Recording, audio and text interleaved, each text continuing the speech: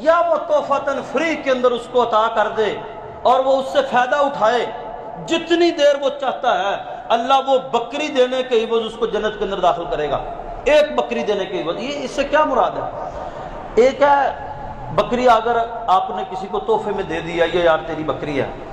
گویا کہ آپ نے اس کو ایک فیکٹری لگا کے دے دیا، اس کو پیرا سر کھڑا کر کے دیا، نہ کہ مستقل مانگنے والا 10-10 20-20 30-30 ہزار روپیہ دے کے اور وہ بھی منگتا ہے، وہ بھی منگتا ہے، وہ مستقل ہی فقیر بناتا۔ ایک ہی دفعہ کسی کی اتنی مدد کر دینا کہ اس کو بھنور سے نکال دینا اور اس کی باقاعدہ مدد کر دینا کہ کل وہ بھی زکوٰۃ دینے والوں میں آ جائے۔ تو یہ بکری دینے سے مراد یہ ہے کہ جب تم اس کو ایک بکری دے دو گے تو سال بعد اس کے بچے ہوں گے، پھر اس سے پھر وہ انہی کا دودھ بھی اپنے بچوں کو پلائے گا اور ان کو بیچے گا اور ان کو بڑھائے گا، گویا کہ تم نے اس کو خود کفیل کر دیا ہے۔ یہ اتنا بڑا پنیہ کا کام اگر اس نے کر دیا اللہ کی رضا کے لیے، داخل الجنہ، اللہ اس کو جنت کے اندر داخل کرے گا۔ رسول اللہ صلی اللہ علیہ وسلم کی کہ حدیث ہے چھینک کے اوپر، امام ابو داود جنہوں نے سنن داود لکھی ہے، وہ ایک دفعہ دریا کنارے بیٹھے ہوئے کتاب پڑھ رہے، حدیث کی کتاب کا مطالعہ کر رہے، کشتی کے اندر ایک آدمی بیٹھا اور کشتی چلنے لگی، چھینک آئی، اس نے کہا الحمدللہ، اور یہ کتاب میں مصروف ہے، انہوں نے اس کا یرحمک اللہ جواب نہیں دیا۔ اب اچانک ان کو یاد آیا، اب حدیث کے فہم کے اندر بعض دفعہ اپنے کسی کام میں اتنا مگن ہوتا ہے کہ نہیں پتہ چلتا کہ کون کیا جواب دے کر گیا ہے یا کون کیا بات کر کے گیا ہے، لیکن بعد میں جب انہوں نے کتاب بند کی تو کہتے یار یہاں کسی نے چھینک ماری اور الحمدللہ کہا اور میں نے اس کا جواب نہیں دیا۔ فوراً ہی دیکھا تو وہ کشتی کے اندر تو بندہ بہت دور نکل گیا، دوسری کشتی والے ملا کو بلایا کہ اس کشتی کو پکڑنا ہے، کتنے پیسے لوگے؟ اس نے کہا 3 درہم لوں گا۔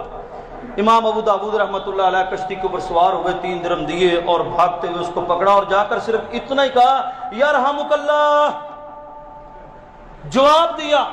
واپس آ گئے، کوئی بات نہیں اس کے علاوہ کی، خالصتاً اللہ کی جنت حاصل کرنے کے لیے یہ عمل کیا، خالصتاً، دوسری کوئی بات اس سے نہیں کی کہ بندہ وڈا ہون دی خاطر جی مینوں پتہ لگا سی تسی چھینک ماری یاد نہیں رہا تے میں تانوں جواب دین آیا ہاں، او ہیومینٹی یہ ہوئی، کوئی تقریر نہیں، اپنے آپ کو چنگا بناؤن دی کوئی، یرحمک اللہ کہہ کر واپس آ گئے۔ اس پر پھر تھوڑی سی ان کو راستے کے اندر اونگ آئی اور اونگ کے اندر ان کو کسی نے آواز دی یا ابا داود افترکم اللہ الجنہ بثلاثۃ دراہم، ابو داود تو نے آج 3 درہم کے بدلے اللہ سے جنت خرید لی، 3 درہم کے بدلے میں اللہ سے باغات خرید لیے، جنت اپنی پوری نعمتوں کے ساتھ خرید لی۔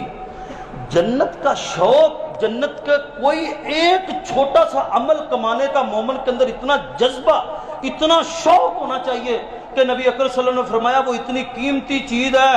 اتنی قیمتی چیز ہے جنت، کہ جنت کے اندر ایک کوڑا، ایک سوٹا، ایک ڈنڈا رکھنے کی جگہ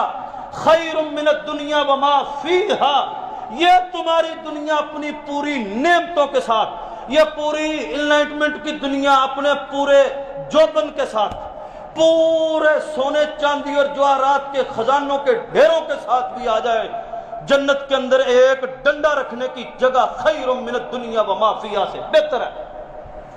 اتنا شوق، ایک دفعہ شوق، نبی اکرم صلی اللہ علیہ وسلم نے جنگ لڑنے کے لیے غزوہ تبوک کے اندر جا رہے ہیں اور ایک صحابی کو دیکھا اور اس کو لمبے ہاتھوں والا ذوالیدین کہا کرتے تھے، اس کو دیکھا کہ وہ کھجوریں کھا رہا ہے، آپ صلی اللہ علیہ وسلم نے فرمایا اور تم کھجوریں کھا رہے ہو، کیا میں تمہیں جنت کے اندر کھجور کے درخت کی ایک ضمانت نہ دوں؟ اگر تم اللہ کے راستے کے اندر جہاد کرو تو میں تمہیں جنت کے اندر ایک کھجور کی ضمانت دیتا ہوں جس کا سایہ 500 سال کی مسافت کا ہوگا۔ اس نے کھجوریں پھینکی اور وہ چل پاگا میدان جنگ کے اندر، ایک جنت کی بشارت، ایک جنت کی بشارت، صرف ایک جنت کی بشارت۔ جنت اتنی قیمتی ہونی چاہیے مومن کے لیے، اس کا حصول، اور اس لیے نبی اکرم صلی اللہ علیہ وسلم کی کیا حدیث ہے کہ آپ نے فرمایا کہ پہلی صف کے اندر اتنا ثواب ہے، اتنا ثواب ہے کہ اگر تمہیں ثواب پتہ چل جائے تو قرہ اندازیاں ڈالنی پڑیں۔ تو قرہ اندازی ہوئی نبی اکرم صلی اللہ علیہ وسلم کے دور کے اندر، صحابہ اکرام کے اندر قرہ اندازیاں ہوئیں کہ ہر بندہ پہلی صف میں کھڑا ہونے کا شوق رکھتا ہے۔ یہ شوق نیکی کی طرف ہے، شوق یہ جنت کمانے کا شوق ہے، یار یہ دنیا ختم ہو جانی ہے، کوئی ایک چھوٹے سے چھوٹا عمل بھی ہو تو میں جنت اس کے عوض اللہ سے طلب کر لوں، لے لوں اس کے عوض، کیوں